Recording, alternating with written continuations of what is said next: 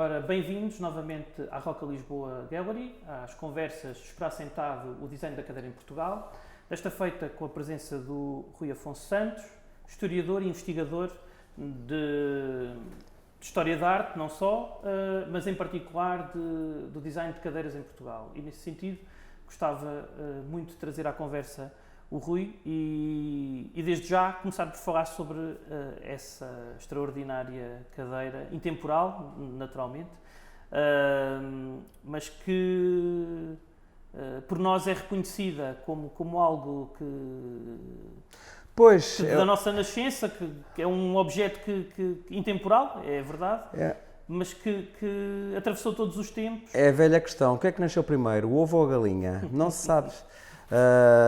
Não se sabe, a galinha veio da China, a origem da galinha sabe que é da China, mas divulgou-se de tal modo que hoje é do mundo inteiro.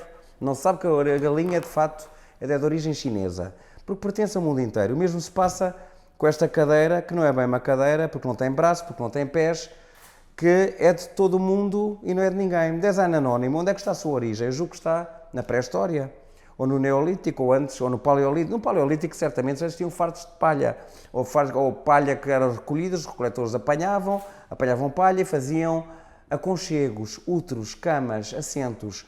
Com a Revolução Neolítica, com a descoberta da agricultura, certamente que a palha, os fardos de palha, são os primeiros puffs. E depois, nos anos 60, os designers italianos, no auge do boom da expansão do design italiano, do milagre económico italiano, também do pós-guerra, o Donato, o Damaso, o De Paio e o Urbino, codificam o puff nos anos 60 e chamam il sacco. Nós chamamos de puff por influência francesa. Aliás, desde o romantismo, que a cultura francesa marca a cultura portuguesa, que eu considero extraordinária e das mais dinâmicas e notáveis que o planeta possui. Temos elites que não se interessam por ela, mas isso é uma outra questão. Isso não tem nada a ver com isso. Não tem nada a ver com... é outra questão. E de facto, eu creio que o que determina a vitalidade de um país é a sua cultura e não o dinheiro, não é? Estávamos há pouco a falar disso. Eu conheço países muito ricos, eu não ia para lá, nem que me cobrissem dor. Não ia viver para o Oman, nem eu ia viver para o Kuwait, nem eu vou vir para o Dubai, nem eu vou viver para a Arábia Saudita, porque acho a cultura paupérrima, estática, lamentável, imobilizada no tempo, portanto não é isso que me interessa. Portugal não tem dinheiro, é verdade que não tem dinheiro. Mas tem uma cultura extraordinária em variedíssimos domínios, nos quais damos cartas universais. E o design é precisamente um deles. Ora, eu não conheço um único prémio Nobel na Arábia Saudita. Também não conheço nenhum designer saudita. É provável que até existem, mas se existem, tiveram de fugir de lá, de certeza. Devem viver no Ocidente. E, portanto, esta forma orgânica que lembra, se calhar, o útero da nossa mãe primarcial, esta necessidade de conforto que nós temos, de aconchego, torna-se muito perene nos tempos difíceis que atravessamos, não é? A pandemia é horrível, é medonha, é uma coisa terrível, mostra a fragilidade da nossa condição, mas ao mesmo tempo o confinamento, que tem que ser exercido de outro modo por questões sanitárias, obriga-nos a refletir, obriga-nos à reflexão. E é tão bom a pessoa poder estar confortavelmente sentada num objeto miraculoso, o puff, à falta de melhor nome, o saco, à italiana, que nos aconchega, que nos protege e que estimula os nossos sentidos, os nossos afetos e que permite refletir sobre a nossa condição. O ser humano é muito frágil. Somos muito, muito frágeis. Quando é que um objeto desta natureza, tal como o Rui refere, que avança ou que evolui do Neolítico, isto é, considerando que estamos a falar de um fardo de palha, de um berço, e que chegamos a este objeto, em que momento é que nós poderíamos dizer que isto é design e que não é um artefacto ou um craft, não é? É design, isso é uma velha questão. Há arte que também é design, embora geralmente se diga que a arte é uma coisa diferente.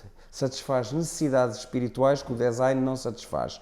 O design, em princípio, destina-se a satisfazer questões práticas. A arte satisfaz questões que têm a ver com a nossa necessidade de evolução espiritual, se quiser, de como nos situamos no mundo. Mas também há muito design que é artístico e também há muita arte que é design. Há designers que praticam arte, há artistas que praticam design também. O Franz West, por exemplo, um artista fabuloso que desenha peças podemos considerar design. E antes dele, o Roberto Matá, o extraordinário pintor surrealista, que desenha o sistema Malit e sistemas, de fato, nos anos 60, que têm muito a ver com esta noção de convivialidade. Repara, o que os tempos que estamos a viver são medonhos. São medonhos, a pandemia é horrível, mas o confinamento obriga-nos a refletir sobre aquilo que é verdadeiramente importante. Na minha opinião, o que é verdadeiramente importante e nos transcende, para além das obras perfeitas que o ser humano, apesar de frágil e imperfeito, é capaz, eu penso nas sinfonias de Beethoven, penso nos concertos de Bach, nas óperas de Mozart, e isso a mim lança-me numa dimensão de eterno, que contraria a nossa carga mortal, a nossa efemeridade. Mas eu pegava essa questão da eternidade e fazendo o salto novamente para esse objeto, e quando o Rui fala do saco, isto é, estamos a falar da década de 68... Sim, 60, quando o objeto é codificado. Exatamente. Foi uma época dourada, repare, tinha terminado a Segunda Guerra, uma expansão económica brutal. Os anos 50 são muito conservadores, não têm liberdade nenhuma.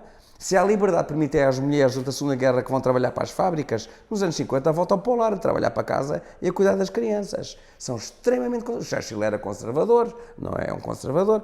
São anos, não tem nada, são outro planeta, não tem nada a ver com o tempo de hoje. A codificação do objeto passa também por, naturalmente, o contexto social passa pelo seu reconhecimento, pela sua afirmação. E, como tal, tem de ser codificado. Obviamente, nunca poderemos saber quem inventou este objeto. Se calhar foi uma coletividade... Se calhar foram vários homens, ou se calhar os nossos antepassados ao mesmo tempo lá recolhiam troncos e palha e lá inventaram, e depois com peles lá inventaram o primeiro puff, ou o primeiro saco, depende da influência cultural. Eu acho que esta pandemia que nós estamos a viver obrigou-nos a refletir sobre aquilo que é importante.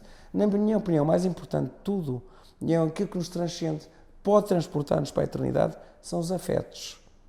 Aquilo que se chama a amizade. Aquilo que se chama o amor. E é do amor e da amizade, e sobretudo do amor e da paixão, que nascem as obras, não é? Não é da rotina, nem da obrigação. É evidente que a Barre trabalhava que se desenhava. Deve ter tido 30 filhos, quase todos morreram, como se sabe, como era próprio do antigo regime. Aliás, essas coisas da infância, dos direitos humanos da mulher, são conquistas muito recentes. A família não existe até o século XIX. É uma invenção da Rainha Vitória para satisfazer o Império Britânico, nada mais. A criança também não existe até o século XIX. A mulher ainda também só existe com direitos desde o pós-Segunda Guerra, até aí também não existe. E há muitas sociedades ainda hoje onde nem a mulher, nem a criança existem, já reparou. Então, são conquistas muito, muito recentes e fundamentais. Os direitos humanos, o Estado Social, a democracia, para mim, são as maiores conquistas da humanidade. Agora, o clima neoliberal, a terrífica e venenosa ideologia neoliberal que eclode nos anos 80, que eu acho profundamente injusta, acho profundamente totalitária, acho pior que fascista, é uma ditadura financeira que eu não suporto, em que vivemos. De repare, não são necessariamente os mais capazes que são os mais ricos. Um grande ladrão, um perito nas artes do crime, pode enriquecer muito bem. Um perito em evasão fiscal pode estar muito rico. E, na minha opinião, são elementos extremamente nocivos à sociedade. Portanto, aquilo que dávamos como conquistado, a democracia, a liberdade de expressão, os direitos humanos, hoje são coisas muito efêmeras, como a nossa condição. Temos diariamente e constantemente lutar por elas. E para isso é preciso paixão. É preciso, se você quiser, não é só força de vontade, também é força de vontade. Até parece que o amor, dizem os neurologistas, que também depende muito da vontade, que é o exercício da vontade. É provável, mas sem paixão não há obras, não é? Barre trabalhava, que se desenhava para sustentar aqueles filhos todos. Todos os domingos tinha de apresentar uma cantata. Era muito chato, trabalhava, rezava e fazia filhos. E tinha que sustentar uma vasta prole, mas acreditava profundamente em Deus. Por outro lado, ao longo do seu trabalho e labor, da sua paixão, deixou-nos a ler mais universal das linguagens, deixou-nos a mais extraordinária música que de facto nos transporta para a eternidade.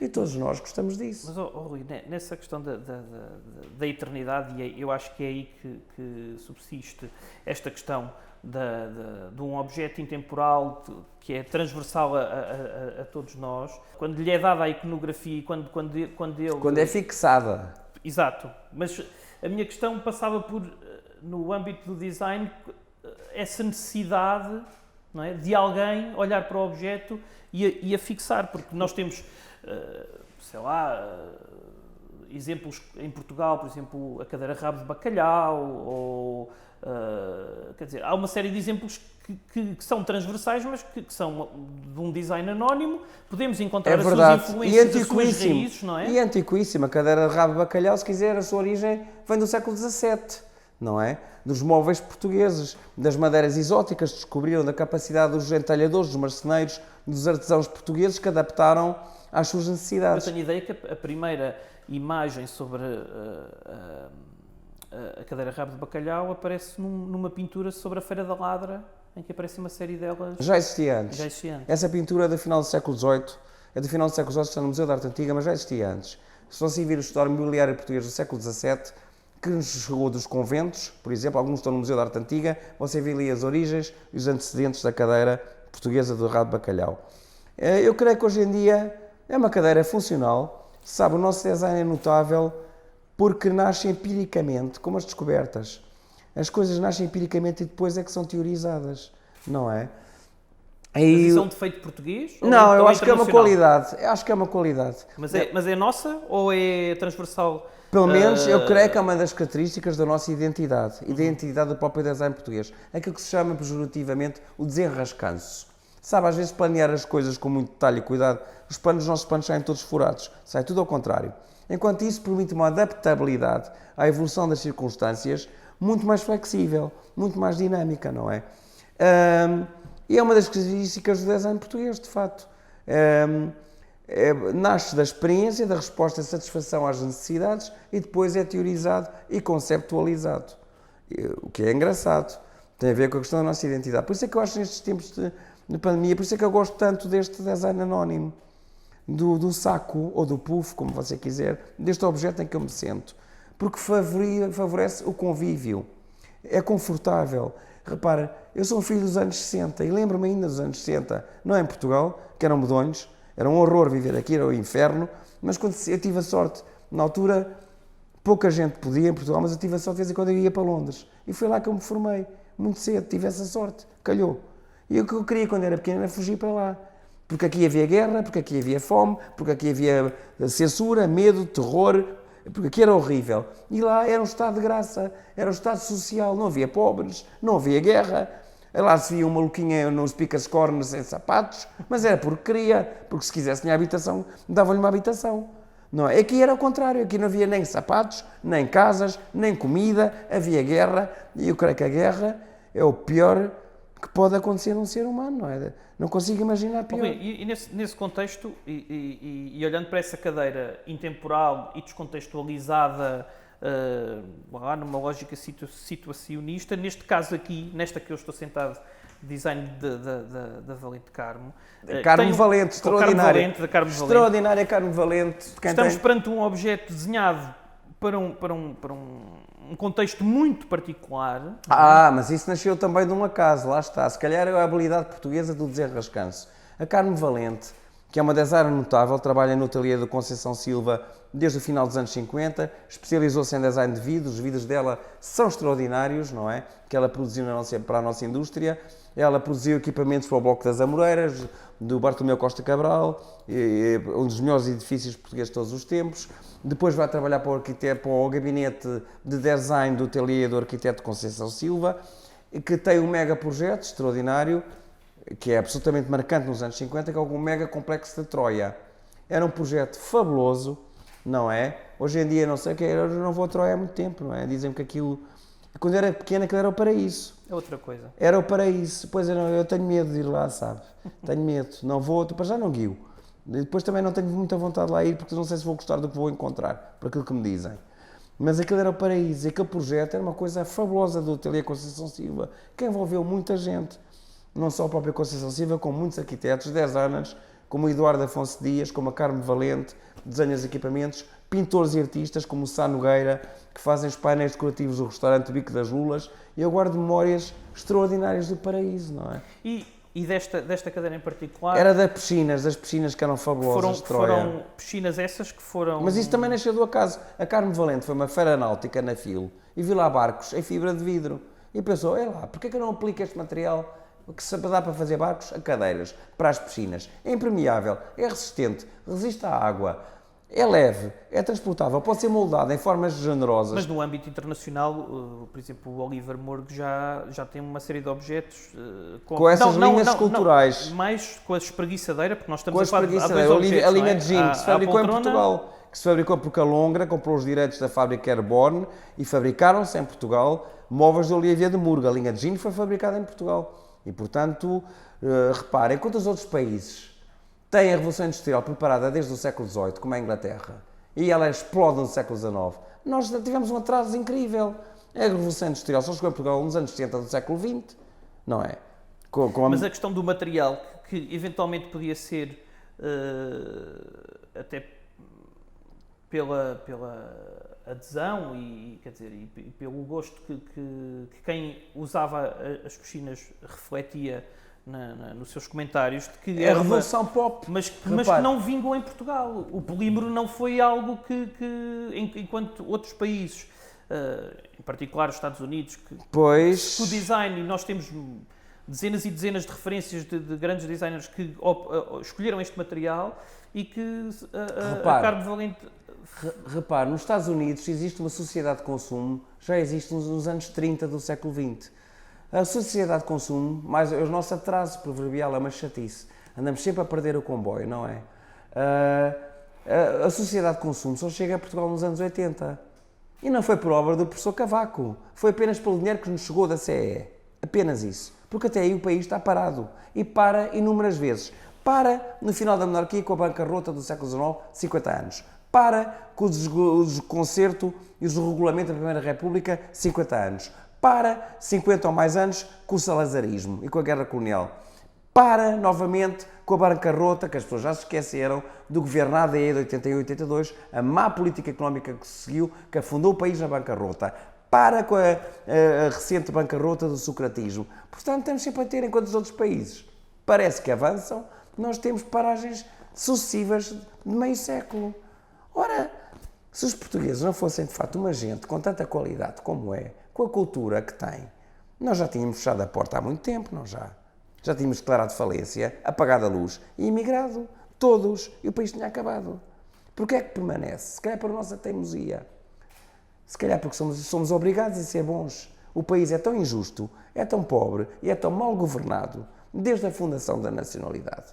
Poucos governantes, na minha opinião, notáveis tivemos. Tivemos alguns, mas muito poucos. Mas, Rui, quer dizer... E eram todos cultos. O Dom Dinis, o Dom João II, o Marquês de Pombal, o Fontes Pereira de Melo ou o Mário Soares. Para mim, são as figuras mais marcantes de toda a história portuguesa. E repare, todos são homens de cultura.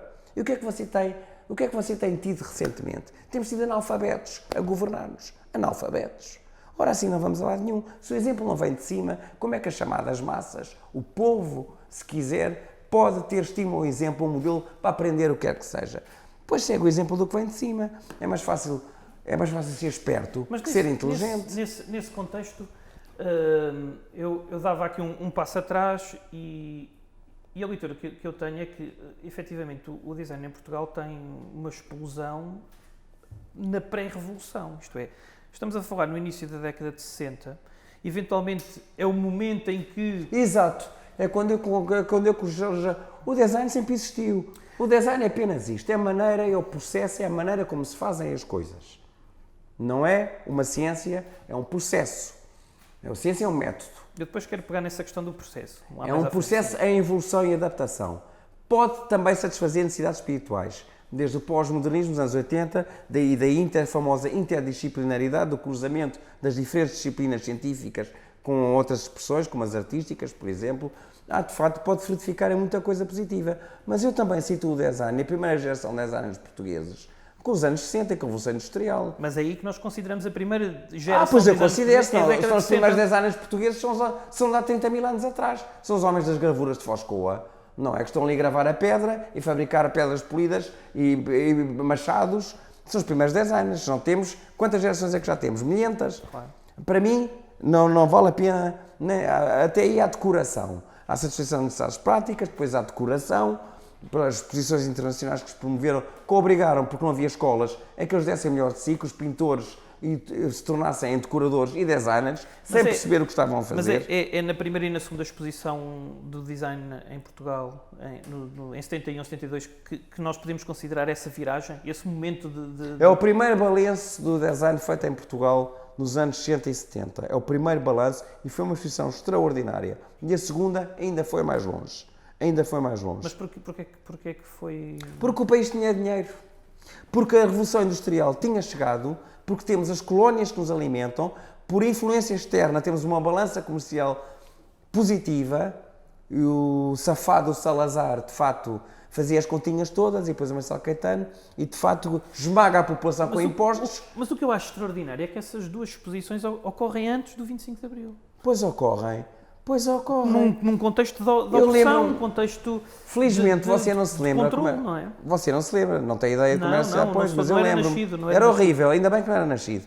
Foi poupado a muita coisa má. Acredito. Mas de facto, o que é que havia de bom?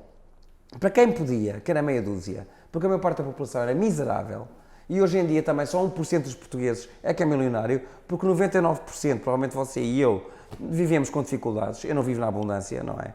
E geralmente quem pensa assusta, geralmente quem pensa não ganha lá muito. Mas para quem podia, olha que havia produtos de luxo que chegava cá muita coisa importada. Há um boom económico por influência externa, entramos para a EFTA, entramos para a Comunidade Europeia do Comércio Livre, do Carvão e do Aço, entramos para a NATO, por precisarmos sobreviver. Porque nessa altura, quando quer dizer, ali no início dos anos 70, em que temos Sena da Silva, António Garcia, Daciano da Costa, Cruz de Carvalho, que já vem de antes, dos anos 50, temos uma primeira geração de designers. Carmo Valente, por aí fora. Carmo Valente, Maria Helena Matos. Todos aparecem ali, não é? Míria Tovola, Câmara Leme, o próprio Câmara Leme, António Garcia. Todos eles aparecem, eles aí, porque satisfazem necessidades práticas. Eles já vêm até desde os anos 50. Mas não temos já Não há indústria. Portanto, estamos a falar de artesanato e decoração, de peças únicas. Mas algumas eram protótipos já para a indústria, não é? Porque é nesse momento em que, por exemplo, com o Daciano, em que a Longra começa a apostar em patentes. Pois, a Longra era uma empresa de uma família que tinha uma fabriqueta em Felgueiras, que fabricava camas de latão. E, de repente, nos anos 50, fazem-se hospitais. O Hospital Santa Maria, por exemplo. E há que equipar aqueles monstros. Aquelas coisas enormes. E a Longra, o industrial Fernando Seixas, reorienta a produção da Longra, da metalúrgica Irmãos Teixeira, mais tarde metalúrgica da Longra, do fabrico de camas de latão para a encomenda hospitalar. E foi um boom, uma expansão, e contrata o Daciano. E aí percebeu-se, inicia-se uma estratégia inovadora de marketing, relacionando o produtor e as necessidades do consumidor e o fabricante, uma estrutura quase científica, não é? E percebeu-se pela primeira vez que o designer não é uma empresa, não podia vingar sem designer. Porque é o Daciano, com o seu talento, chamado pelo industrial Fernando Seixas, que era o dono da Longra, que era um homem cultíssimo. É o Daciano, com o seu talento, salva aquela empresa da falência. E salvou muitas famílias e muitas vidas com isso, de morrerem de fome, não é? Oh, Rui, eu pegava aqui Portanto, o design tem papel social também. Não é só coisas bonitas, não é só para decorar a casa.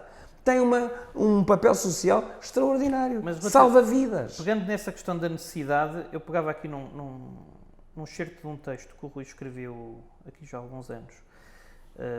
A cadeira contemporânea em Portugal, a primeira geração de designers portugueses. Sim, eu situo-a nos anos 60, quando finalmente chega a indústria em Portugal. Porque até aí estamos a falar de artesanato. Eu dava um salto para uma outra cadeira em que o Rui, a determinada altura, diz o seguinte: António Garcia.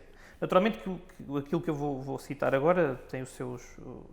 é truncado em algumas partes. Bom, eu já escrevi isso há muitas décadas, mas continuo a afirmá-lo. António Garcia concebeu no domínio do mobiliário a notável cadeira, modelo Osaka 70, icónica peça destinada ao pavilhão de Portugal da exposição homónima, de sugestão bauhausiana, produzida pelos móveis Sousa Braga e Foco, juntamente com a cadeira Sena. A cadeira Osaka 70 foi igualmente um objeto marcante do design português. Racional, simples e simultaneamente requintada. Sem dúvida, lá está o pragmatismo dos designers portugueses, de António Garcia. O país estava a ganhar muito dinheiro, a fazer muito dinheiro com as colónias, por influência externa e com a indústria que nascia. Mas também era tudo gasto na guerra colonial. Era tudo gasto na guerra. É por isso que vivíamos miseravelmente. Há uma explosão económica espantosa, um progresso económico espantoso, mas também era tudo dilapidado numa guerra perdida à nascença. Completamente injusta, não é? Foi uma hecatombe, não é? Que foi um alcaço a quibir. Foi uma coisa medonha, que eu me lembro muito bem. E cresci com medo de ir lá parar, não é? Porque não tinha cunhas, porque era um Zé Ninguém, porque o meu pai não era conhecido, portanto jamais me safaria daquele inferno, a não ser que fugisse. E era isso que eu queria fugir e ir para Londres, porque isto aqui não me interessava. Hoje, se calhar, gosto mais de estar aqui do que lá, sabes? Aquilo está tão mal lá, graças ao neoliberalismo, não é? Quando se põe o dinheiro como um valor, a coisa corre mal. De facto, como diz o povo, e é verdade, o dinheiro não dá felicidade. O que dá felicidade é a paixão, é o amor, é realizarmos a nós próprios, fazer aquilo que gostamos, ter os amigos, conviver, é isso que é importante. Por isso é que eu gosto tanto deste saco. Isto lembra-me as comunas dos anos 60, lembra-me a convivialidade dos anos 60 e os afetos. E depois eu sinto-me aqui aconchegado, sinto-me confortável, sinto-me... E no caso embalado, isso eu gosto muito. E no caso da Osaka 70? A Osaka havia que exportar uma série de cadeiras para o Japão. E o Japão ficava muito longe. E por é que eu vinha daqui de barco, não se ia mandar cadeiras todas montadas, eu queria ser desmontado e montado como um Lego. E com o pragmatismo do António Garcia, ele desenha uma cadeira com influência bauhausiana, não é? Porque há influências do Breuer, se você quiser, ou até do Lohse, se vocês quiserem. Uma cadeira racional, simples, que funciona, moderna, não é? Profundamente original, mas as coisas nascem uma das outras. Eu já tinha o know-how anterior das peças anteriores bauhausianas. Eu olho para aquela cadeira e, abstraindo-me da questão do tecido que ali está... A cadeira tinha que ser económica, o orçamento é muito escasso. Mas havia pouco dinheiro, havia que fazer o melhor com o mínimo, e ele fez. Eu vejo o princípio da turnê, não é? Você vê ali, por influência do Frederico Jorge, os móveis tonês já eram muito correntes em Portugal no final do século XIX, sabe? A orivesaria aqui do Leão de Ouro, onde se juntou Columbano e os homens do século XIX, tem cadeiras tonês já. Eles chamavam os móveis austríacos ou vergados pela máquina a vapor. A madeira de faia aplicava-se vapor e dobrava-se com plasticina. Eu falo mais na questão construtiva e nessa questão do transporte. Porque nós somos muito talentosos em similares a que vem de fora, não é? Hoje em dia fala-se o que é português. Eu sei lá o que é português. O que é português, a maior parte das coisas vem de fora. Esta questão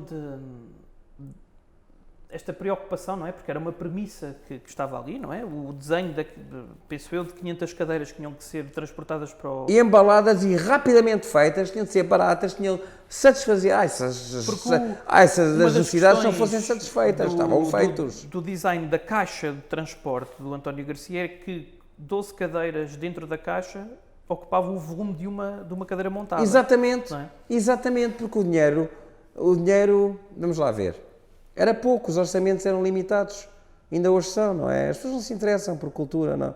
Os governos, infelizmente, não se interessam.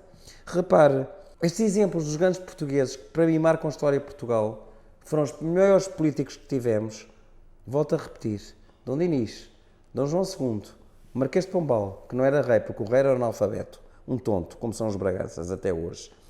O Marquês de Pombal, Fontes Pereira de Mel, são todos estrangeirados. Aprendem lá fora. Dom Dinis é neto de Afonso X o Sábio. Dom João II introduz o Renascimento em Portugal. Manda vir o catálogo de ciclo, os grandes mestres do Renascimento italiano para Portugal. O Marquês de Pombal está em Áustria, está em Viena, está em França, faz uma utopia extraordinária, transforma numa realidade a Lisboa pombalina, que estes criminosos destruíram em 6 anos. Mas, Rui, pegando nessa leitura, a Osaka é uma cadeira estrangeirada? Bom, entramos na questão de identidade. Há ali algo de estrangeiro. O funcionalismo bauhausiano, mas depois o know-how, a simplicidade, a eficácia, conseguir o máximo com menos, eu julgo que são características nossas.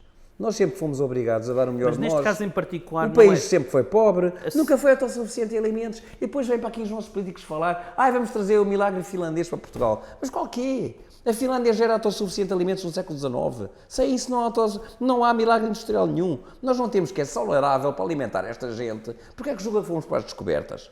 Pela fome. Pela fome. À procura de trigo e dor para Marrocos. Não podíamos ir para a Espanha. Davam cabo de nós. Tivemos de fugir para o mar porque morríamos de fome. À procura de trigo e dor para Marrocos. E rapidamente aquilo foi um desastre. Aliás, eu acho que a África sempre foi um desastre para nós. Só nos deu chatices. Fomos à procura de ouro, fomos à procura de trigo, e rapidamente as rotas foram desviadas, não veio nem uma coisa nem outra. E acabou como acabou. O norte tivemos um maná caído do céu. Pois tivemos, foi o Brasil. O Brasil é que foi. A única altura em que Portugal teve um PIB positivo, em que tivemos dinheiro, foi no tempo de Dom João V e Dom José e Dona Maria, em que se fez a Lisboa-Pombalina. Foi a única altura em que tivemos dinheiro na nossa história. Porque andámos a mamar o Brasil. Não foi a África. A África só nos deu chatiças. No contexto da cadeira Osaka, em que nós estamos na década de 70 e temos... Ela é desenhada em 69 e é produzida para a exposição, para o pavilhão português, da Exposição Universal de Osaka, de 1970. Tal como já falámos, em que nós tínhamos a indústria, a húngara, nessa altura... Fabulosa. A adquirir patentes estrangeiras. Tínhamos, por outro lado, a FOC. Eu sei que já é um bocadinho mais tarde, mas não com uma distância muito grande de anos, a internacionalizar não só a cadeira Osaka, como a do Sena da Silva em França, não é? Exatamente. E isto é, estamos perante um momento que eu acho que é singular, que é um momento pré-revolucionário em que vivemos... Pois, a coisa estava a correr tão bem, não é? Estava a emergir uma classe média. Chegou a Revolução Industrial nos anos 60. Não havia sociedade de consumo, porque a maior parte da população não tinha dinheiro para nada, nem para sapatos. A sociedade de consumo só chega nos anos 80, com o professor Cavaco, uma figura que eu particularmente embirro. Lá está, não tinha cultura, não é um homem de cultura. Não sabe projetar para o futuro porque não sabe pensar. Aliás, e perdemos muitas oportunidades. Andamos sempre a perder o comboio, é uma chatice. Da década de 70 em que nós... Quer dizer, é natural que isso possa ocorrer, mas havia expansão. É verdade que havia dinheiro aqui chegar, por influência externa. Estávamos a exportar imenso. Há uma indústria que explode, o Champalimau, a siderurgia nacional, chega à Revolução Industrial. Podem-se produzir produtos em massa, mas depois também era tudo gasto na guerra. Só 1% é que vivia bem. E os outros? Eu lembro-me como é que era. Era horrível, não é? Não havia Estado Social, nem coisa nenhuma. As pessoas eram maltratadas, iam para o hospital, estavam feitas, eram desumanamente tratadas. Isso aconteceu comigo, por exemplo, com a minha família, quando era criança, fui muito maltratada. Uma vez fui para o hospital, não morri lá ao abandono porque não calhou. Porque de facto a vida humana não valia nada na altura. Éramos carne para canhão, para queimar em África. Mas há uma vez era possível num país, um caganito destes, um torrãozinho destes, fazer face a um continente, apoiado pelas grandes potências, nomeadamente a União Soviética, como veio a ser, como era Angola. Já para não falar da Guiné, Moçambique, Cabo Verde e todos os palcos horríveis de guerra. É que eu estava quando foi uma loucura, não é? Do Salazar. Aliás, o Salazar é uma figura estranhíssima, não percebo. Quanto mais o estudo, menos o percebo. Há um amigo meu que eu conheci, um homem que eu admiro imenso, um jornalista e escritor notável, Fernando da Costa, que me disse assim: olha que o Salazar não era um OVNI. Não penses que era um OVNI. E quanto mais estudo, eu mais acho que era um OVNI. Acho tão esquisito. Acho uma figura, não gostava de nada, não gostava de ninguém, não tinha amigos, errou tudo aquilo que apostou, falhou tudo, mas tudo. E viu-se como a coisa acabou. Numa guerra perdida a partida. Provocou milhares de mortos e feridos, numa hecatombe. Em vez de negociarmos uma transição pacífica e uma autonomia daquela gente e uma transição pacífica, uma descolonização, o que é que fiz? O que é que esta gente fez, o Marcelo Caetano? Leva milhões de portugueses, 1 milhão e tal portugueses ou 2 milhões de portugueses para lá. Ainda foi o autocarro aqui e me deu conta disto tudo. E depois veio o 25 de Abril e veio a crise do petróleo e nós ficámos de pantanas. E depois recebemos 500 mil de pessoas vindas das ex-colónias e tivemos que integrar esta gente toda. E veio a crise do petróleo e tudo isto arrebentou e parámos mais 50 anos. E também o processo revolucionário foi uma festa muito gira. Eu gostei muito, divertimos-nos muito, mas o país enlouqueceu. Tudo o que era indústrias foram à falência. Com as autogestões, com as autonomias, foi tudo à falência. Rebentou-se o tecido industrial. Perante esse cenário, hoje... E tínhamos desaparecido e morrido outra vez de fome, se não fosse a CE, que de facto foi o Amário Soares que nos meteu lá, e muito bem. Porque até 85, você lembra-se, tem memórias desse tempo, como se vivia, na Rua Garrete, eram famílias também descalças. Havia pessoas a cuspir sangue às portas, a morrer de tuberculose nas ruas. Até 85. Isto foi há muito pouco tempo. Agora a pobreza voltou, não é? Com os lindos desmandos governativos que temos tido, com os cultos eficientes políticos e banqueiros a condizer que temos, não é? As barracas voltaram a Lisboa. Honra seja feita ao João Soares, que acabou com elas. Mas agora está cheia delas outra vez. Nessa leitura de contexto, como é que o Rui vê o design desde desde o pós-revolução, não é? Desde o pós-revolução, cada vez melhor. Acho que a cultura portuguesa, lá está. Mas o design em particular. Nós devíamos ser fantásticos. Mas o design em não particular. temos outro remédio, são ser bons os portugueses. O país é tão pobre, é tão injusto, tem políticos tão maus, banqueiros tão péssimos. Não sabe. Repare, temos um offshore na Madeira, ninguém lá põe dinheiro. Devemos ser o único país do mundo que tem um offshore onde ninguém quer pôr um tostão. Vão todos pô-los aos Camarões e vão todos pô-los à Andorra. Porquê não põe no nosso? Já agora, para lavar dinheiro, ponha no nosso offshore, até temos um. Ninguém lá quer pôr um tostão, portanto, nem os nossos banqueiros acreditam nisto, nem os nossos políticos acreditam nisto. Portanto, obrigam-nos a nós, a massa ao povoléu, obrigam-nos a ser muito bons. De outro modo, morremos. Não temos outro remédio, são ceder-nos. Porque o país continua com uma mentalidade péssima. A cultura cada vez está melhor. Porque tem de ser. Porque tem de ser. Mas eu pergunto outra vez, a questão do design. Cada vez está melhor. Cada vez temos 10 anos de gente mais nova, com mais talento, mais escolas. Cada vez, vá lá, industrial português continua um estúpido. A sua média, já você sabe que a sua escolaridade é o 9º ano, não é? É a média do industrial português. Assim vamos a algum lado. Com industriais analfabetos. Como é que nós conseguimos ter melhores designers com industriais? Porque não temos outro remédio. Temos que nos exceder se queremos sobreviver aqui. O design por si temos uma longa tradição. Temos uma chamada longuíssima tradição de artes decorativas em vários domínios. Desde a orivesaria ou a joalharia, por exemplo. Repare na Cruz de Dom Sancho, da primeira dinastia do Museu Nacional de Arte Antiga. Aquilo é uma coisa extraordinária. Ela é do final do século XII, princípio do século XIII, vá lá, podemos considerar do século XII. E já é gótica, não é? Como é que aparece uma coisa gótica em pleno românico? Na minha opinião, porque vem um francês para cá fazê-la. Tal como a Alcobaça também é desenhada pelo francês, o modelo de Cester. Será que o nosso design continua encerrado naquilo que podemos chamar o protótipo? Que nunca houve uma industrialização nem... Pois, esse é o problema. Para mim, é a minha postura. Só estamos a falar de design quando existe uma indústria que o suporte. Se nós estamos a falar de artesanato, de luxo ou não. Estamos a falar de artesanato ou de artes decorativas. E não estamos a falar de design. O design pressupõe produção alargada. E, como tal, tem a ver um tecido empresarial que o sustente. Se você tem industriais com 9º ano, sabem lá o que é design. Nem se interessam. Se venderem meia dúzia de coisas no ano, ficam todos contentes, nem sequer pensam no futuro. Porque há uma extraordinária incapacidade. O país é amnésico, não tem memória. Repare, é um problema muito grande. Por um lado somos um velho, somos um país velho. Temos 900 anos de história. Por outro lado somos um país gaga, um velho gaga. Não se lembra do que aconteceu ontem. Nem sabem o que foi 25 de abril, já não sabem nem querem saber. Ora, isto é muito grave. É muito grave. Porque isso é uma um país sem memória é um país desumano. Porque essa questão da industrialização, não é? E é um país perdido. É uma tremenda, quer dizer, uma premissa muito forte para o próprio design do objeto. Foi um erro, e não fomos nós que o fizemos. Todo o Ocidente foi nessa história medonha da desindustrialização. Temos que voltar a industrializar o país. Não temos nem sequer nível de escolaridade suficiente para ser um país de serviços. Não podemos ser autossuficientes de alimentos, temos sempre que importá-los. Não temos tolerável que chegue. Portanto, seremos sempre dependentes do exterior. O que é que nós podemos desenvolver? A nossa indústria. Mas todo o Ocidente nos anos 80, com o terrível veneno neoliberal, se desindustrializou. O que foi terrível. Quem é que manda agora em nós? A China, que tem uma cultura medonha.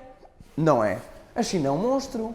É um monstro. E como é que esse monstro hoje, e com a força que ele tem, e é uma força não só em Portugal, mas a nível global, é em si condicionadora do design e da concepção dos objetos? Porque até há bem pouco tempo associávamos a China como um país que copiava, ponto final. E copia, é uma indústria da cópia. Mas que neste momento já há indústrias que é chamada, permita-me a expressão, eu vou usar um palavrão, mas Fernando Pessoa também usou na Ode Marítima. É uma cultura de merda. E porquê? Para já é uma cultura de imitação. Segundo, é uma cultura imobilizada. Há 2000 anos que a China são predadores. Não dá nada que preste ao mundo. Saca, come, destrói e não dá nada de volta. Vá lá explicar abstracionismo. Acha que eles percebem o Mondrian? Não lhes entra na cabeça. Vá lá explicar Foucault a um chinês, a ver se ele o entende. Não entende. Só sabem copiar. Mas e mal. Hoje não estaremos perante um momento de viragem. Repara, a China não é um país, é um continente. O que é que se conhece da China? O Ai Weiwei, que é um artista com algo nem acho grande piada.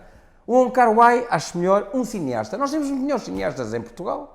Muito melhores. Nós também damos cartas universais no cinema, na arquitetura, no urbanismo, no cinema, no design, na literatura, na poesia, na prosa, no cinema, cada vez mais nas artes visuais, até um país sequer tem grande música, não é? Se eu perguntar, qual é para si o melhor compositor português de todos os tempos? Para mim é o Carlos Seixas. Você já pensou quantos Carlos Seixas existem na Europa? O Carlos Seixas não é Bach. Não é. É muito bom, eu gosto muito. E temos outros, o António Fragoso, temos o Bom Tempo, que é um Beethoven à nossa escala, mas não temos o Beethoven, também não temos grandes filósofos, não é? Também Quando não olhamos temos... para o design, Mas que pode ser que a gente lá chegue, que venhamos... E repara, um país sem sequer tem grande música, temos uma coisa extraordinária. Não são só bailarinos e bailarinas, intérpretes, temos coreógrafos. É mais um milagre. Lá está, o país é tão injusto, é tão pobre, é tão mal governado, que as pessoas são obrigadas a dar o melhor de si. Têm de se exceder. Obrigam-nos a isso, se quisermos estar vivos. De outro modo, emigramos todos e fechamos a porta de uma vez. Não é? Agora, enquanto tivermos políticos que não têm cultura nenhuma, que eu nunca os vi, há uma ou outra exceção que eu conheço. Como sabe, eu trabalho no museu e às vezes em quando há um ou dois políticos que vão lá visitar as exposições, mas é um ou dois. Porque os outros nunca lá puseram os pés. Nem os ministros sequer lá puseram os pés. Nem os presidentes lá puseram os pés. O professor Marcelo, digo-lhe já, vai lá. O Presidente da República é um visitante assim de exposições. E há outros políticos que lá vão. Há outros políticos, pouquíssimos. Enquanto isto continuar, este desinteresse pela cultura e pelo património humano que temos, que é extraordinário, este desinvestimento nas pessoas, repare, gastam muito dinheiro a formar um jovem numa faculdade. E depois ele tem que emigrar. Não há cá emprego. Quando o Passos Coelho, eu acho que foi o pior governo do Sócrates, foi um pesadelo. E a consequência foi o Passos Coelho. E na consequência é pior. Quando um ministro diz à população, não se embora, emigrem, mas onde é que estamos? Em que pesadelo é que estamos? E ele ainda vai voltar. Ele está a fazer tudo para voltar. E como esta gente é amnésica e não sabe o que aconteceu há 10 anos, ainda vão todos votar nele porque já se esqueceram, porque já não se lembram. Centrando novamente nesta questão do potencial humano e da... É extraordinário o que temos, porque nos obrigam a ser bons. Não temos outro remédio. Não temos outro remédio. Que perspectivas teremos para o futuro do design em Portugal, mesmo olhando... Cada vez temos mais designers, mas como os enfermeiros, até os médicos, têm todos que emigrar porque não arranjam emprego. Temos designers, gente fabulosa, cada vez mais jovem, formadas nas escolas, e temos ótimas escolas. Pois é, essa mania de ir buscar, para dirigir esta fundação, este museu, vamos fazer concurso de instituição, vamos buscar um estrangeiro. Para quê? Temos cá gente capaz. Mas que provincianismo, mas que coisa. Isto não muda. Isto tem que mudar, não é? Eu com o José Augusto de França, que foi meu professor, eu acho que se calhar eu sou um francesinho, não é? Se calhar foi o último discípulo dele, tive essa sorte. Mas, e desde cedo quis fazer, ele parece que fez tudo. E eu pensei, eu gosto tanto das chamadas artes decorativas, design, vou estudar a única coisa que o França não estudou, que é o design. Ele nunca pegou nisto, na altura dele não se falava na questão. Não existia a questão, não se interessava na cultura francesa. E o meu modelo era anglo-saxónico, lá está as minhas viagens a Londres. E a sorte que eu tive ter um tio antiquário, um grande antiquário, um dos principais antiquários londrinos, que me despertou muito cedo para as chamadas artes decorativas, que aqui nem existiam, ninguém ligava nenhuma. E eu pensei, um dia vou estudar isto. E o França estudou tudo, o que é que me sobra? É que eu vou estudar aquilo que gosto, aquela única coisa que ele não estudou, o design. E foi o que eu fiz, não é? Foi o que eu fiz. E continuo a fazer e farei sempre até ao fim da minha vida, porque gosto muito de estudar, porque gosto muito de escrever e porque gosto muito de pensar. E porque não me satisfaço com analfabetos, não gosto de ser analfabeto, eu gosto porque tenho paixão, porque tenho afetos, que eu acho que é o mais importante de tudo, e porque gosto de pensar, gosto de conhecer o que é que eu faço, eu sou assim. Terminamos hoje mais esta conversa com Rui Afonso Santos, um apaixonado pelo design e pelas cadeiras, e esperemos até breve podermos trazer um outro pensador, um outro criador de design português. Até breve. Muito obrigado. Nada. Mas já acabou, eu por mim continuava. Continuamos a conversar. Sim. Eu por mim continuava. É sempre isto, parece que... Eu sou muito despidado. Parece que... Lá está, é a paixão que eu tenho em conhecer, em partilhar conhecimento e aprender com os outros também. É o que eu gosto mais de fazer.